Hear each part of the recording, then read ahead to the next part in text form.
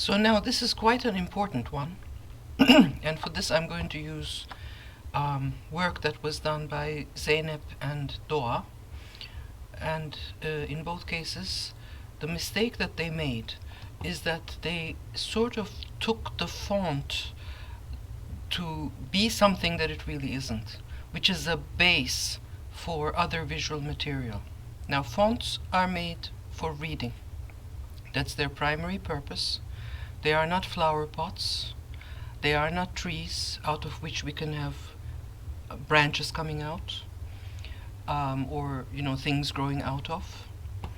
Now, there are very rare situations where interventions like this can work, and in fact there's one here that I'm going to be working on in just a little while that does have that kind of potential.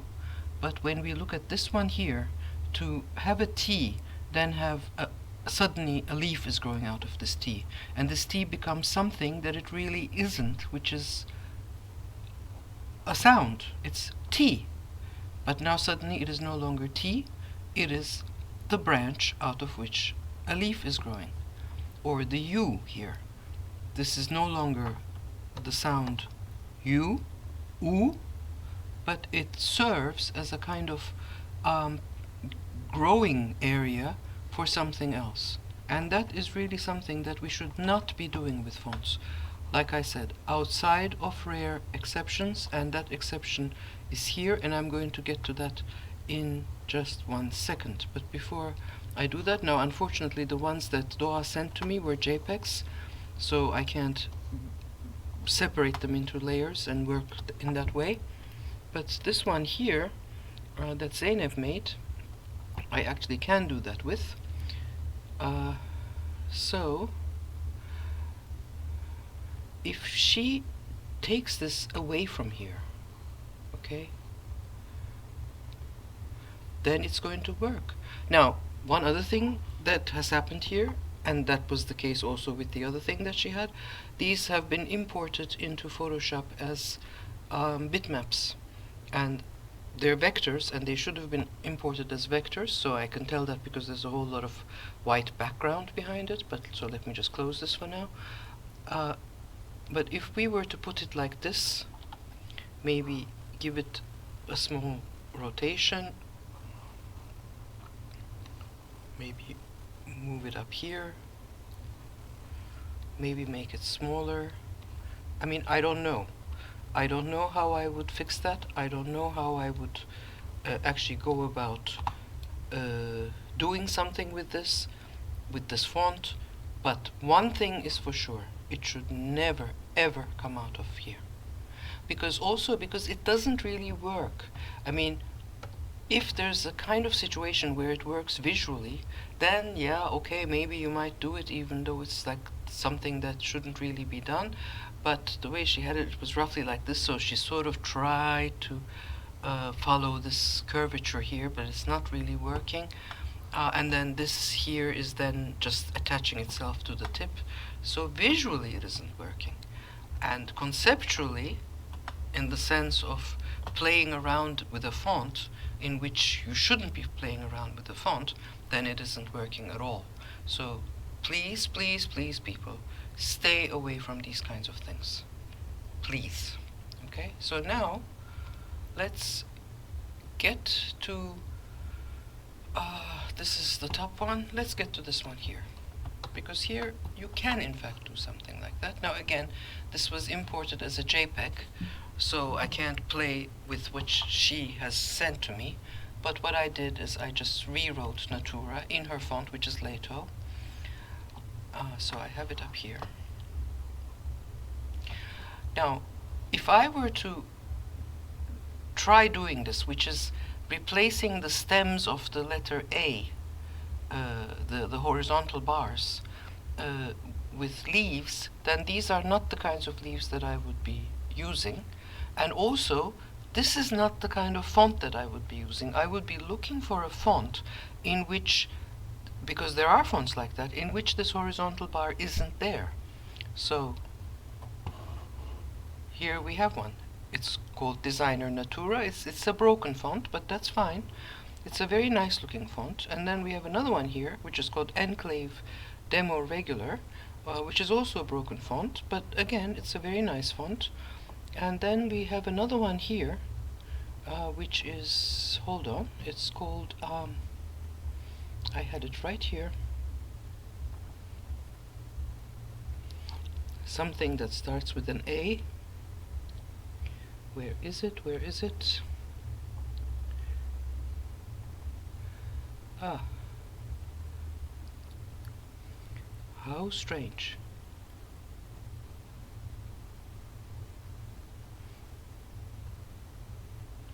Adam.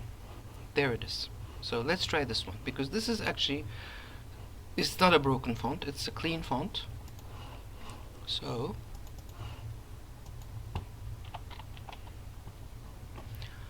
Adam bold is like this, medium is like this, light is like this. We should go with the bold in order to stay close to what Doha wants to achieve.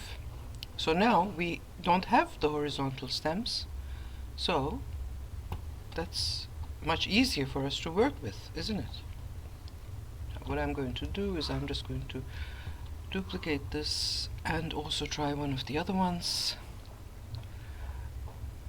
I keep forgetting their names.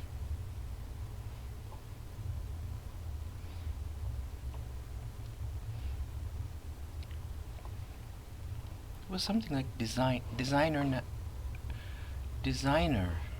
and then the other one is called Enclave. Which one is better? They're pretty similar. The Enclave has the vertical break, which I think might work better. So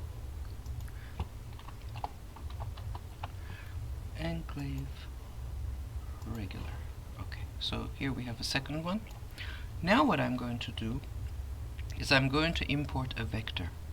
Please, people, please, please, please, pretty please, always work with vectors. So I open this in Illustrator. I close the layers in the back so that I don't have to deal with them. There are two here, and I can try both of them, but I'm going to import them one by one. So I have this one selected here. I'm just going to say copy, Control C. Then I'm going to come into Photoshop, and I'm going to import it as a smart object. Now this is important because that means it'll stay as a vector and not become a pixel. So now obviously I need to reduce this to a sensible size, and probably even more.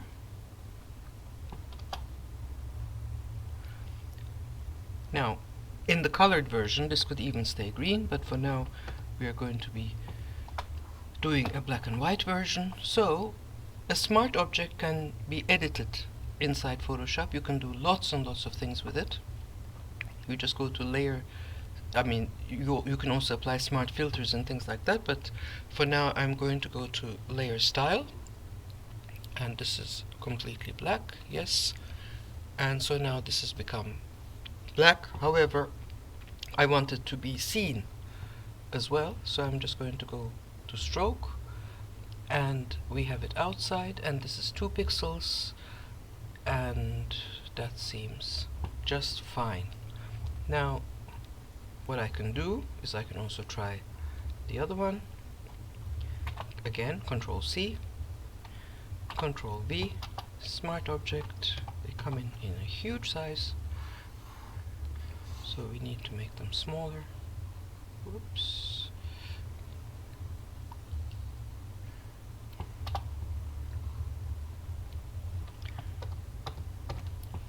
Now what I can do is I can just go layer style, copy layer style, and then I go to this one and just say paste layer style, so it'll have exactly the same attributes. But what I can also do is I can flip this, move it around. I'm not sure if the other version is working as well. This one I think is much nicer, but you can move this one up a bit, move maybe this one down a bit, so that there's kind of like a differentiation. And of course you can take both of them and move them up to the other one. Now, because this one here has the break, and then it also has the break in the R, but if you want to have something that is quite similar to this, then this is how you would go. So let's move this over, and let's move this over here, and zoom down.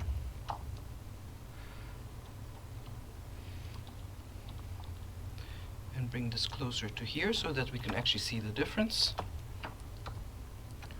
So this would be the way that I would do it, and certainly not like this. Because first of all, the typeface that you have is not conducive to that, because it has the A's, it has the horizontal bars, and so what you're trying to do here is you're trying to get these huge big leaves and cover something up with them. And why would you want to do that? You can just find a typeface, and there are many others out there. I mean, this is just what I have here on this computer, and then find good solid vectors that emulate that the kind of look of that typeface, and then add them to here. And again, you can find a lot of other kinds of leaves that would do this thing. This is just what I had at hand here. So again, to repeat, this was actually quite an important tutorial. So let's bring this one back up, and let's open these again. And then let's pull this one down, and this one down.